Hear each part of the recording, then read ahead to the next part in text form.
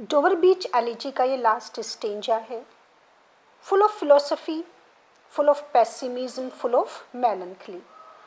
अगर देखा जाए तो विक्टोरियन इरा की जो भी मेन क्वालिटीज़ है, कैरेक्टरिस्टिक्स हैं, उन सबको ये प्रेजेंट कर रहा है। मैथ्यू अर्नोल्ड कितनी ज़्यादा अब तक दुखी रहे, सैड रहे ये सोचकर कि इस दुनिया में बचता क्या है, बाकी सिर्फ कंकड़ पत्थर रह जाते हैं, सिर्फ वो सब चीज़ें रह जाती हैं जिनकी हमें ज़रूरत नहीं है, या उनके होने से ही हम बहुत ज़्यादा लाइफ में लोनलीनेस फील करते हैं, अकेला महसूस करते हैं, दुखी होते हैं, निराशा हमारी लाइफ में आ चुकी है और हम कहीं ना कहीं गलत रास्ते पर चल रही हैं, क्योंकि हमने अपना विश्वास खो दिया अपने धर्म से और अपने गॉड से। हमारी आस्था, हमारी श्रद्धा, सब कुछ आहिस्ता आहिस्ता खोती जा रही है और इनके जाने से हमारी लाइफ में एक भटकाव आ गया है, एक अकेलापन आ चुका है। और यही रीज़न है कि आज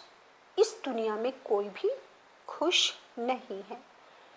एक नेचर का डिस्क्रिप्शन देने के बाद, सी से कंपैरिजन करने के बाद, एक सागर से उन्होंने कंपैरिजन की थी इस वर्ल्ड की, इस अर्थ की, और उसका यहाँ पर एक उन्होंने जो सॉल्यूशन दिया वो ये दिया कि अगर इस वर्ल्ड को कोई बचा सकता है, अगर आज इंसान को कोई खुश रख सकता है, उसे कोई शांति दे सकता है, तो वो है लव।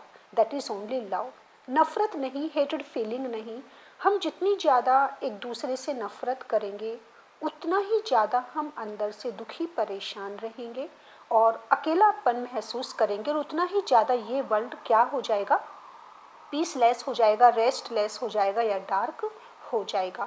तो इन सब से बचने का सिर्फ एक ही तरीका मैथ्यू अर्नोल्ड ने अपनी इस एलिजी में बताया, लास्ट स्टेंजा में, कि कोई और सॉल्यूशन नहीं है सिर्फ इससे अलग, कि इस अर्थ को, इस वर्ल्ड को अगर कोई कुछ बचा सकता है तो वो है लव। कि हम एक दूसरे से लव करें, एक दूसरे से नफरत ना करें, और वो लव कैसा हो, sincere love, true love, faithful रहें एक दूसरे के लिए।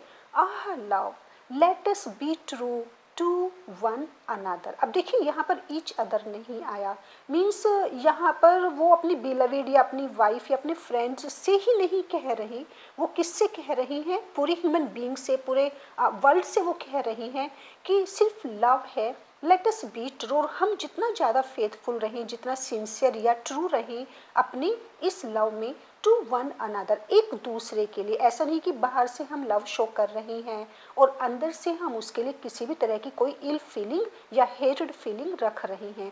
मीन्स जैसा हम बाहर से शो कर रहे हैं सामने वाले के लिए लव, वो हमारे अंदर भी होना चाहिए। तो यहाँ पर जो वन अनदर वर्ड आया है, यही वर्ड रिफ्लेक्ट करता है कि वो पूरे वर्ल्ड के लिए उनका यही मैसेज है कि इंसान एक दूसरे से प्यार मोहब्बत के साथ रहे, नफ़रत के साथ ये दुनिया नहीं चल पाएगी।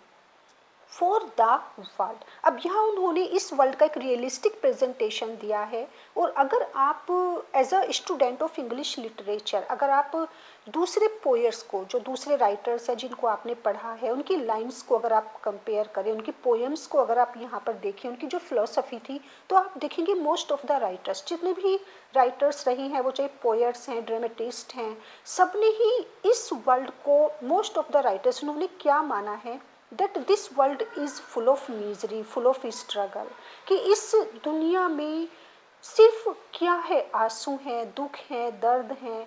और जैसे कि पीबी शैली का भी सेम यही आइडिया था, oh I have no health, no peace within, no calm around. वो भी इस वर्ल्ड से खुश नहीं थे, उनको भी ये वर्ल्ड कैसा लग रहा था, full of tears. John Keats का भी आपने देखा, और टू नाइटिंगल में, वो भी नाइटिंगल से कहते हैं कि नाइटिंगल तुम्हें नहीं पता ये वर्ल्ड कैसा है, सिर्फ वही जानता है जो इस वर्ल्ड में रहता है। तो जॉन कीट्स भी इस वर्ल्ड से खुश नहीं थे, वो भी काफ़ी ज़्यादा दुखी थे। विलियम वर्ड्सवर्थ भी इस वर्ल्ड से डिससेटिस्फाइड रहे, ह्यूमन बीइंग से डिससेटिस्फाइड रहे, उन्होंने बहुत ज़्यादा लोनलीनेस फील की। और यही रीज़न था कि वर्ड्सवर्थ भी नेचर की लैब में जाते थे अपने आप को कंफर्ट फील कराने के लिए, उनको वहाँ जाकर काफ़ी शांति मिलती थी। सेम आइडिया, सेम फिलोसफी हमें मिली थी टेनिसन, जबकि टेनिसन भी देखिए विक्टोरियन शैली, कीट्स, वर्ड्सवर्थ रोमांटिक पोएट रहे हैं, लेकिन टेनिसन विक्टोरियन पोएट थे, अर्नोल्ड भी विक्टोरियन है। तो टेनिसन की पोएम ब्रेक ब्रेक ब्रेक में भी हमें सेम यही आइडिया मिला, सेम वो भी डिससेटिस्फाइड थे ह्यूमन बीइंग्स से, वर्ल्ड से। उनको लगता था कि ये वर्ल्ड क्या है, पूरी तरह से मटेरियलिस्ट हो चुका है, हार्ड हार्टेड हो चुका है, लोगों के अंदर फीलिंग्स नहीं रही हैं, लोग एक दूसरे को समझते नहीं हैं, एक दूसरे का पेन फील नहीं करते हैं, और जब किसी को हेल्प की ज़रूरत होती है तो कोई किसी की हेल्प नहीं करता। और सेम यही idea, no help for pain. Okay, Shelley, Keats, Wordsworth, सबकी आपको यही फिलोसफी आपने अब तक देखी होगी। और ये अर्नोल्ड भी बार बार इस बात को कहते हैं कि जितना जितना सुंदर ये वर्ल्ड लगता है, ये उतना सुंदर नहीं है। जैसे लोग दिखावा करते हैं, लोग शो करते हैं हैप्पीनेस को, लव को, उनके अंदर वो फीलिंग्स नहीं है जिसको वो शो ऑफ करते हैं। तो अब यहाँ पर ये बहुत ही रियलिस्टिक प्रेजेंटेशन है, पेसिमिज्म है, मेलनखली है यहाँ पर। तो देखिए अर्नोल्ड क्या कहते हैं, फॉर द वर्ल्ड, क्यों एक दूसरे से प्यार करो। अगर इस वर्ल्ड को कोई बचा सकता है, अगर कुछ सच्चा है, अगर कुछ सही है, तो वो सिर्फ क्या है, लव है। और इस वर्ल्ड में कुछ भी परमानेंट नहीं है, कोई भी चीज़ ऐसी नहीं है जिस पर हम फोकस कर सकें, जो सर्टेन है। For the world which seems to lie before us like a land of dreams, ये वर्ल्ड जो हमारे सामने है, ये संसार, ये दुनिया, ये जो दिखाई देती है हमें, किसकी तरह नज़र आती है, हम सब इसे क्या मानते हैं, अ लैंड ऑफ ड्रीम्स, कि ये सपनों की दुनिया है। और सपने जिसे हम एक तरह से जैसे परियों की दुनिया होती है, एक फेरी लैंड कह सकते हैं, ड्रीमी वर्ल्ड, बिल्कुल एक परियों की दुनिया की तरह हमें ये चार्मिंग लगती है, अट्रैक्टिव लगती है, हमें बहुत सुंदर दिखाई देती है। सो वेरियस, वेरियस कि इतनी ज़्यादा इसके अंदर वेरिएशन है, या ये इतनी ज़्यादा वैरायटी है यहाँ पर। अगर हम देखें तो ये वर्ल्ड कैसा लगता है, फुल ऑफ ड्रीम्स, की इतने जितने भी हम अपने सपने देखते हैं वो सारे यहाँ पूरे हो सकते हैं, इतना ज़्यादा इसमें अट्रैक्शन हमें या चार्म नज़र आता है। It is full of variety, ऐसा लगता है हमें, it looks so full of variety, it is so various, it is so different, it is so beautiful, कि वर्ल्ड हमें कैसा लगता है, बहुत ज़्यादा ब्यूटीफुल लगता है, न्यू लगता है। हर पल, हर अगर हम कहीं भी जाते हैं तो सब कुछ हमें क्या लगता है, कितना नया है, right? The world which seems like a land of dreams, so various, so beautiful, so new, लेकिन ऐसा लगता है, seems वर्ड उन्होंने यहाँ पर यूज़ किया है कि ये बाहर से दिखाई देता है कि ये बहुत ज़्यादा सुंदर है, बट इन रियलिटी, लेकिन ऐसा नहीं है। ओके, तो देखिए सेम वही आइडिया आया जो आपको बताया, जो दूसरे राइटर्स ने अपनी पोएम्स में एक रियलिटी बताई है इस वर्ल्ड की, कि जितना ये सुंदर दिखाई देता है, नया दिखता है, इसके अंदर अट्रैक्शन या चार्म दिखता है, डिफरेंट दिखता है, ये ऐसा रियलिटी में नहीं है। Hath, that is has, really, but in really neither joy, no love, no light. लेकिन अगर रियलिटी इसकी बताई जाए, जो मैथ्यू अर्नोल्ड बता रही हैं, जो काफ़ी लिटरेचर के राइटर्स ने हमें बताया है, कि रियलिटी में अगर देखा जाए तो इसके अंदर कुछ नहीं है, इस दुनिया में यहाँ कुछ भी नहीं है, ना कोई खुशी है, ओके, नाइदर जॉय, ना कोई हैप्पीनेस है, ना डिलाइट है, ना जॉय है, यहाँ पर सुख नहीं है। यहाँ पर अगर देखा जाए तो सुखों के रूप में क्या है, दुख है। जिसे हम खुशियाँ मानते हैं, जिसे हम सुख मानते हैं, रियल में वो क्या है, वो हमारे दुख हैं। मीन्स हम मानते हैं कि हम मटेरियलिस्ट हो रहे हैं, मनी को, जैसे विलियम वर्ड्सवर्थ ने भी बताया कि हम मानते हैं कि हम मनी में ही, मनी को बून मानते हैं, वरदान मानते हैं, गिफ्ट मानते हैं, हम ज़्यादा से ज़्यादा पैसे को खुशी मानते हैं। लेकिन रियलिटी क्या है कि जिस भी चीज़ में हम डिलाइट देखते हैं, वो वहाँ से हमें सिर्फ क्या मिलता है, दुख ही मिलता है। तो ये वर्ल्ड क्या है, it is not full of Joy, it is not full of happiness, और ना ही यहाँ लव है, नो लव। इस वर्ल्ड में अगर किसी चीज़ की कमी है तो वो किस चीज़ की कमी है, एक ऐसी लैंड है, एक ऐसा संसार, ऐसी दुनिया है कि जहाँ ना तो खुशी है, ना ही प्यार है। प्यार से मतलब तो हमें इन चीज़ों की ज़रूरत है, इसलिए उन्होंने यहाँ पर कहा है लव। इस वर्ल्ड को अगर किसी चीज़ की ज़रूरत है तो वो क्या है, मटेरियलिज्म नहीं, लग्जरी आइटम्स नहीं, मनी नहीं, ये सब चीज़ें नहीं चाहिए। इंसान को क्या चाहिए, इंसान को लव चाहिए। अगर इंसान के पास आज किसी चीज़ की कमी है तो वो सिर्फ दैट इज़ हैप्पीनेस, और स्पेशली लव। नो लाइट, और ना ही यहाँ पर क्या है, लाइट है। अच्छा, लाइट का मतलब क्या होता है यहाँ पर? Light is a symbol of knowledge. Light is कि किसकी नॉलेज? हमें नॉलेज नहीं है, मीन्स हमें किसी भी तरह का कोई ज्ञान ही नहीं है। What does it mean? कि ये वर्ल्ड कैसा है? It is not full of light, it is full of darkness, और darkness is the symbol of ignorance. यहाँ पर किसी तरह की कोई लाइट नहीं है, कोई हमें गाइड करने वाला नहीं, कोई हमें ये बताने वाला नहीं कि हमारे लिए क्या सही है या क्या गलत है। और हम सब कहीं ना कहीं किस में रह रहे हैं? अंधेरे में रह रहे हैं। हम सब इग्नोरेंट हैं।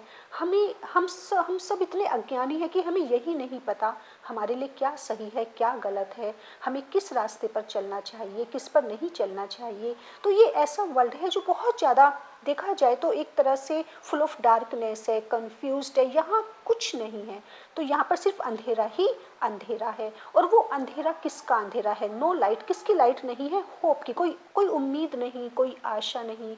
सिर्फ चारों तरफ हमें क्या नज़र आता है? अंधेरा नज़र आता है। और किसका अंधेरा? जब यहाँ पर डार्कनेस की बात कर रही है तो डार्कनेस किसकी? Darkness of depression, of मेलनकली, of sadness, of hopelessness. सब यहाँ पर पूरी तरह से होपलेस हो चुके हैं, because we don't have any idea how to live. तो हमें यही नहीं पता कि जिया कैसे जाए। बस सब क्या कर रही हैं? Because they have been sent here, क्योंकि उनको यहाँ भेज दिया गया है। कहाँ? इस लैंड पर उनको ये भेज दिया गया है। उनको ये ड्रीमी लैंड लग रही है, दिखने में उनको बड़ी अच्छी लग रही है, लेकिन जब वो यहाँ रहना शुरू करते हैं तो उनको रियलिटी पता चलती है कि यहाँ कुछ भी नहीं है। और देखिए क्या क्या नहीं है यहाँ पर? नो सर्टिट्यूड, किसी भी तरह की यहाँ पर एक सर्टेनिटी नहीं है। सर्टेनिटी, स्टेबिलिटी ही नहीं है। कब क्या हो जाए किसी को कुछ नहीं पता। तो जब यहाँ पर एक सर्टेनिटी ही नहीं है, स्थिरता ही नहीं है, हमें एक पल का भी कोई भरोसा नहीं कि कब हमारे साथ क्या हो जाए। मीन्स यहाँ पर सिर्फ डेथ और लाइफ की अगर बात ना करें तो हम रोते रोते हंसने, मीन्स रोते रोते हंसने लगते हैं या हंसते हंसते रोने लगते हैं। एक पल में खुशी आती है और एक पल में दुख आ जाती है। मीन्स एक पल का भी किसी भी चीज़ का भरोसा नहीं है। आज आप सक्सेसफुल हैं तो नेक्स्ट मोमेंट में हो सकता है कि आपसे आपका सब कुछ छीन जाए। किसी भी चीज़ का ना यहाँ किसी के लव का भरोसा है, ना ही यहाँ पर किसी के रिलीजन, इवन रिलीजन जो धर्म है यहाँ पर उसकी भी कोई सर्टेनिटी नहीं है। No peace. और यहाँ पर इस वर्ल्ड में ओके, ये जो लैंड है ये एक ऐसी ऐसी धरती है, एक ऐसी दुनिया है कि यहाँ पर इवन पीस तक नहीं है, जिसकी इंसान को बहुत ज़्यादा ज़रूरत होती है। मनों में शांति नहीं है। जब इंसान इतना ज़्यादा रेस्टलेस फील करता है, पीसलेस फील करता है, तो देखिए ये एक ऐसी दुनिया है कि जहाँ मैथ्यू अर्नोल्ड ने शैली, कीट्स, वर्ड्सवर्थ या टेनिसन की तरह माना है कि सबसे बड़ी बात क्या है कि इस वर्ल्ड में आकर हमारे मन में शांति नहीं रहती, वो छीन जाती है। या जिस दुनिया में आकर हमारे मन में शांति भी नहीं है वो जगह उनके लिए बेकार है, वो उनके लिए अट्रैक्टिव नहीं है, चाहे वो कितनी भी ब्यूटीफुल या वेरियस, मीन्स कितनी भी ज़्यादा उनको वो न्यू या वेरिएंट लगे। नो, अब देखिए यहाँ पर कितना एक उन्होंने कुछ वर्ड्स में कितनी बड़ी बात बोली है यहाँ पर। No help for pain. अब टेनिसन आपको अगर यहाँ पर आप रिमाइंड कर पा रहे हैं, टेनिसन भी सी के पास गए थे, टेनिसन भी समुद्र के पास गए थे, नेचर के पास गए थे। और कब गए थे?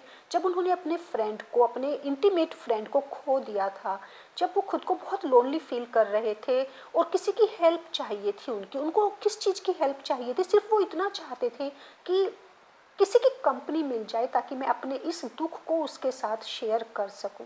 अब यहाँ पर देखिए हेल्प सिर्फ फाइनेंशियल हेल्प नहीं होती या फिजिकल मेंटल हेल्प की बात नहीं है। हेल्प की अगर अगर इंसान सिर्फ अपने दुख को भी किसी के साथ शेयर करना चाहे तो लोग उसे भी सुनने के लिए तैयार नहीं होते, या वो भी कंपनी हमें नहीं मिल पाती। जब भी कीट्स ने भी सेम यही कहा था नाइटिंगेल में, उनकी जितनी भी अदर्स पोएम है।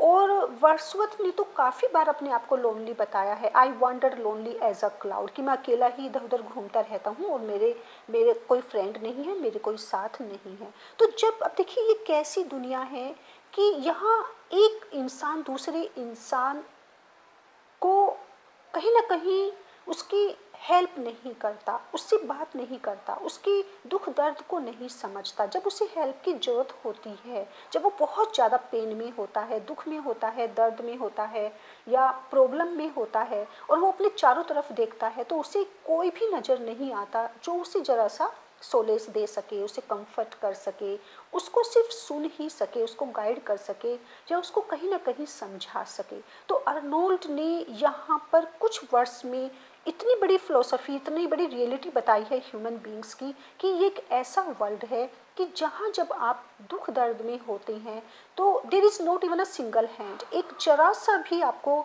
कोई ऐसा नहीं मिलता कि जो आपकी हेल्प कर सके। At that moment you are completely helpless, और आप अपने आप को पूरी तरह से क्या पाते हैं, अकेला पाते हैं, हेल्पलेस पाते हैं, right. So the world the world which seems to lie before us hath, क्या क्या है इसमें, really neither joy, no love, no light, no certitude, no peace, no help for pain, got.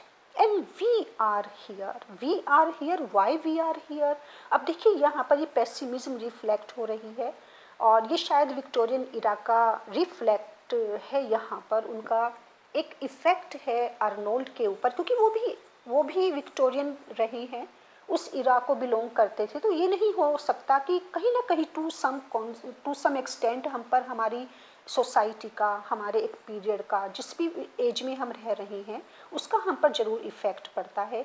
तो जब यहाँ पर फर्स्ट टाइम हमने ये लाइंस पढ़ी, I was really very shocked कि वी आर हियर, हम यहाँ पर क्यों हैं, ये क्वेश्चन हमेशा राइज होता है कि वाई वी आर हियर, क्या हम अपनी मर्जी से आए हैं। देखिए जब ये वर्ल्ड में कुछ भी नहीं है, सिर्फ यहाँ पर क्या है, टीयर्स हैं, सिर्फ यहाँ पर दुख हैं, दर्द हैं, बीमारियाँ हैं, जो जॉन कीट्स ने बताया कि हाँ बीमारियाँ हैं, लोग कम एज में ही बीमारियों से मर जाते हैं, और जल्दी ही लोग बूढ़े हो रहे हैं, मनों में शांति नहीं है और कोई खुशी नहीं है। तो फिर क्या हम अपनी मर्जी से इस वर्ल्ड में आए हैं।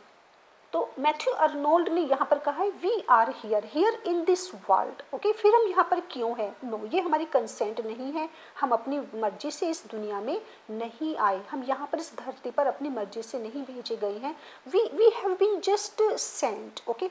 कोई है, कोई इनविजिबल पावर कह सकते हैं, कोई ऐसा लगता है कि हमारा किंग है, and we are compelled, we are pressurised, वो हमारी हमारी डिज़ायर है नहीं है, that is not important for him. जैसे एक राजा होता है, तो यहाँ पर देखिए बहुत अच्छा उन्होंने कंपैरिजन की है, जैसे किंग होता है और जो भी मर्जी चलती है वो किंग की ही चलती है, उसके जो सोल्जर्स होते हैं, उसके जो सैनिक होते हैं, उसकी आर्मी होती है, उनकी कोई मर्जी नहीं होती, जैसा किंग से उनको ऑर्डर मिलता है वो उसको ही फुलफिल करते हैं, उसको ओबे करते हैं अपने किंग को। वी ऑल ह्यूमन बींग्स, तो हम यहाँ पर क्यों हैं, हियर इन दिस वर्ल्ड, हम बिल्कुल यहाँ ऐसे रह रहे हैं as on a darkling plain. ये लाइन बहुत ज़्यादा फेमस है मैथ्यू अर्नोल्ड की, we are here as on a darkling plane.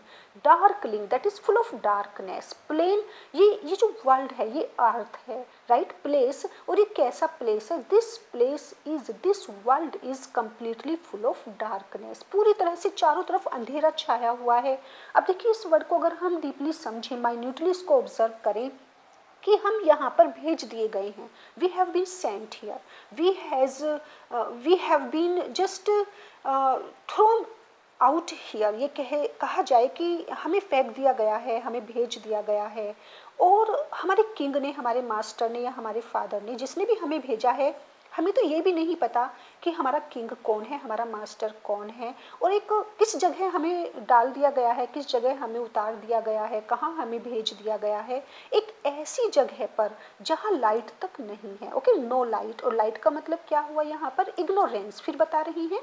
तो लाइट का मतलब यहाँ पर होता है अज्ञानता से, दैट इज डार्कनेस, कि एक अंधेरे में, बिल्कुल ऐसे लगता है जैसे कि हमें किसी अंधेरी जगह पर भेज दिया गया है, और हमें ये भी नहीं पता कि हम कहाँ हैं, कहाँ से आए हैं, कहाँ जाएंगे, क्या करने आए हैं, क्या हमारी लाइफ का पर्पज़ है, हम कौन हैं, क्योंकि अंधेरे में हम खुद को भी नहीं देख पा रहे कि हम हैं कौन, क्यों यहाँ पर आए हैं। तो बिल्कुल ये कितनी फुल ऑफ फिलोसफी है लाइन, कि यहाँ पर अर्नोल्ड ने सब कुछ कह दिया इस ह्यूमन लाइफ के बारे में, इस वर्ल्ड के बारे में।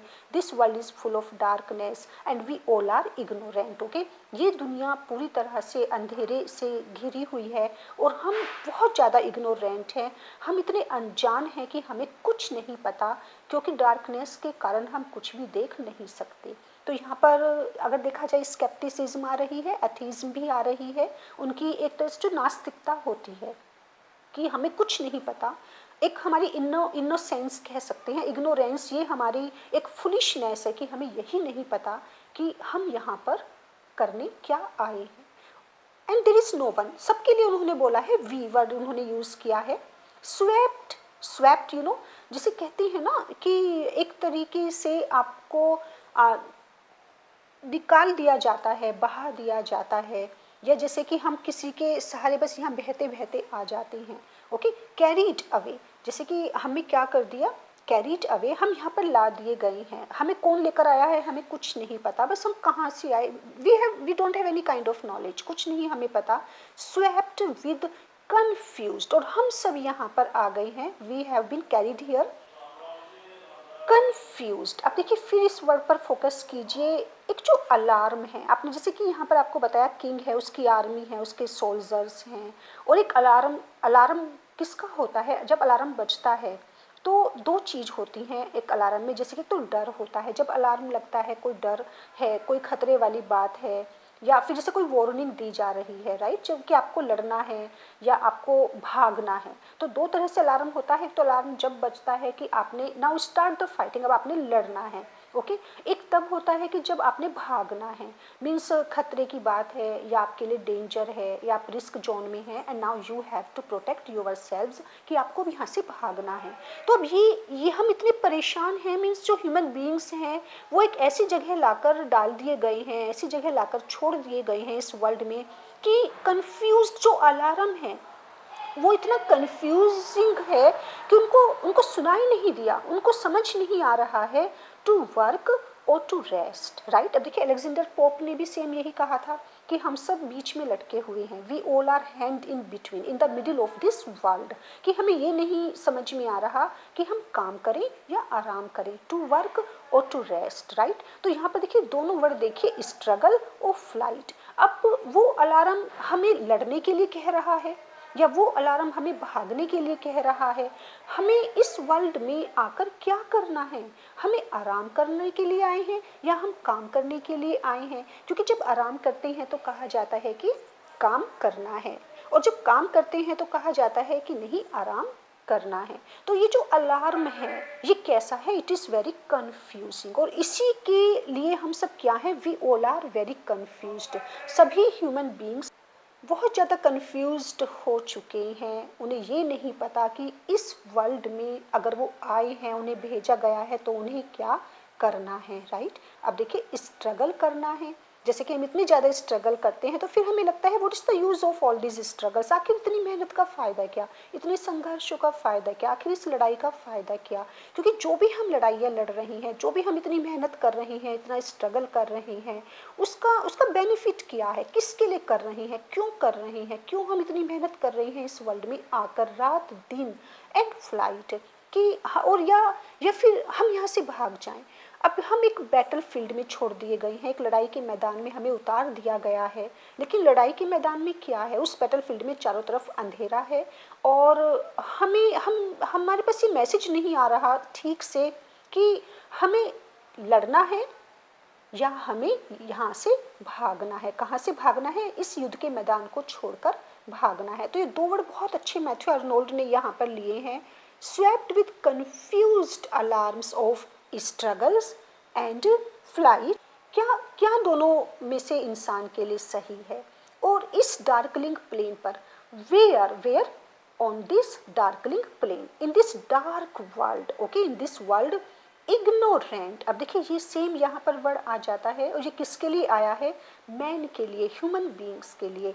इंसान क्या है, कंप्लीटली इग्नोरेंट, राइट। वो पूरी तरह से अज्ञानी है या फूल है, या कह सकते हैं इतना इनोसेंट है, कंफ्यूज्ड है कि उसे कुछ नहीं पता कि वो क्यों आया है, क्या कर रहा है, किससे लड़ रहा है, क्यों लड़ रहा है, जिससे वो लड़ रहा है, जिससे वो इतनी ज़्यादा हेट कर रहा है, जिसको वो मार रहा है, वो उसके अपने हैं या उसके दोस्त हैं या उसके दुश्मन हैं, उसे कुछ नहीं पता। आपने कितनी बार देखा होगा कि जो आर्मीज़ होती हैं, सोल्जर्स को अगर आप एक डार्क प्लेस पर छोड़ देंगे, राइट। जो जितने भी सैनिक हैं या फौज हैं, अगर आपने उनको एक ऐसी जगह पर छोड़ दिया जहां अंधेरा है और उनको यही नहीं पता कि उनको करना क्या है, और वो एक दूसरे को मार रही हैं, एक दूसरे से लड़ रही हैं, लेकिन उनको ये नहीं पता कि वो जिससे लड़ रही हैं वो कौन है, वो किससे लड़ रही हैं, मीन्स सामने वाला उनको दिखाई भी नहीं दे रहा, उनको रीज़न कुछ नहीं पता, बस उनको वहाँ पर छोड़ दिया गया है। तो सेम अर्नोल्ड ने यही हमारी कंडीशन बताई है कि इस दुनिया में इंसान बिल्कुल ऐसे ही रह रहा है, वो अंधेरे में है, वो इग्नोरेंट है, उसे उसे रियलिटी नहीं पता। और वो बिल्कुल उसकी कंपैरिजन किससे की गई है, सोल्जर्स से, आर्मी से। और कैसी आर्मी, कैसे सोल्जर्स, जो पूरी तरह से इग्नोरेंट है। तो इंसान यहाँ पर क्या है, फूल है, इग्नोरेंट है, इनोसेंट है, और कहीं ना कहीं उसे वो इतना कंफ्यूज्ड है कि उसे खुद नहीं पता कि उसे खुद को बचाना है या सामने वाले को मारना है, या उसे इस मैदान को, युद्ध के मैदान को छोड़कर भाग जाना है। वो क्या कर रहा है, क्लैश, ओके क्लैश। और जहाँ एक दूसरे से सब क्या कर रही हैं, टकरा रही हैं, एक दूसरे से लड़ रही हैं बाई नाइट। और किस में लड़ रही हैं, बाई नाइट इन डार्कनेस, अंधेरे में, ओके रात में रात में लड़ने का मतलब क्या है यहाँ पर, कि अंधेरे में लड़ रही हैं। क्यों, why, for what, and for whom they are fighting, okay क्यों लड़ रही हैं, किससे लड़ रही हैं, किसके लिए लड़ रही हैं, क्या उनको मिलना है। जब जब क्योंकि सभी को इस वर्ल्ड में नहीं रहना, हमेशा के लिए यहाँ पर कोई नहीं आया, या तो उनको मरना है या मारना है, और एक ना एक दिन चाहे वो कितना भी लड़े, कितना भी स्ट्रगल करें, कितना भी सामने वाले को मारने, ये तो डेफिनेट है कि उनको कब तक लड़ते रहना है, जब तक वो मर ना जाए। ये देखिए, सोल्जर तब तक लड़ता रहता है बैटलफील्ड में, उसको तब तक वहाँ से जाने की परमिशन नहीं मिलती जब तक सामने वाला उसको मार नहीं देता, या जब तक वो मारते मारते मर नहीं जाता। तो इस वर्ल्ड में अपनी लास्ट ब्रेथ तक, जब तक हम इस वर्ल्ड में रहेंगे, we have to make struggle, हम लड़ते रहेंगे, लड़ते रहेंगे, चाहे टाइम से लड़ें, डेस्टिनी से लड़ें, अपने सामने वाले कोई भी हमारे सामने है उससे लड़े, अपनी सरकमस्टेंस से लड़े। और हमें ये भी नहीं पता कि इन सब का क्या रिजल्ट निकलेगा, क्या कॉन्सिक्वेंस होगा, हमें एंड में क्या मिलेगा, जो कि हमें ये भी नहीं पता कि हम कहाँ चले जाएंगे, और उसका जो हमने इतना स्ट्रगल किया उसका कोई रिजल्ट भी होगा या नहीं होगा। तो किसी को नहीं पता कि हम ये सब कर रहे हैं तो क्यों कर रहे हैं। तो देखिए कितनी अच्छी फिलॉसफी, कितना एक रियलिस्टिक प्रेजेंटेशन उन्होंने दिया है वर्ल्ड का, और इग्नोरेंट आर्मीज जो ह्यूमन बीइंग्स हैं इंसान का, कि हम सब यहाँ पर सैनिक हैं, फाइटर हैं, और सिर्फ हमारा काम यहाँ पर है, आओ लड़ो, जितनी मेहनत जितनी लड़ाई कर सकते हो। लेकिन रियलिटी क्या है कि हमें किसी को भी ये नहीं पता कि हम कहाँ से आए हैं, कहाँ जाएंगे, क्यों आए हैं, और क्या करने, क्या जो भी हम कर रहे हैं उसका क्या रिजल्ट होगा, कुछ निकलेगा भी रिजल्ट या नहीं। So this the last one stanza, ये स्टेंजा काफ़ी पेसिमिस्टिक है, मेलनकॉलिक स्टेंजा है, और यही हमारी एलिजी फिनिश हो जाती है विद दिस लाइन।